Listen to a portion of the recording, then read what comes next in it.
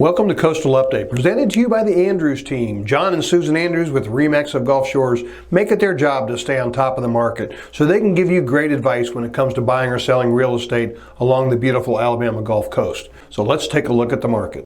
This is the 6-month market report for the condominium market here on Pleasure Island, consisting of Gulf Shores, Orange Beach, Fort Morgan, and Perdido Key in Florida.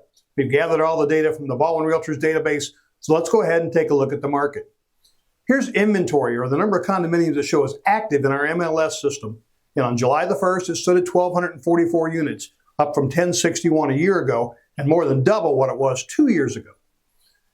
Here's the median sold days on the market, how long it takes a properly priced condo to go under contract from the date of listing, and that stood at nearly 120 days at 113 days.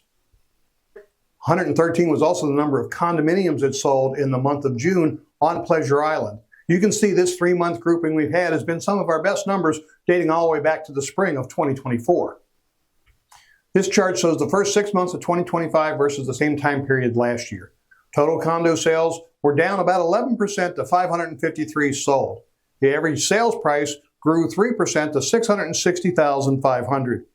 The median price, meaning half were above and half were below, is where we like to focus, up $5,000 to $560,000. Average dollars per square foot, almost the same, down 1% from the time last year. Next, we measure demand by seeing how many units are under contract or pending. That stood at 111 units, which is 14% lower than the same time last year. As you can see, an active condominium market with 3 active months in a row. It's important you consult a professional if you're thinking about buying or selling a condominium anywhere along the Alabama Gulf Coast. Contact the RE/MAX of Gulf Shores professional that supplied you with this video. They're going to help you make great choices. Until then, we'll see you next month on Coastal Update.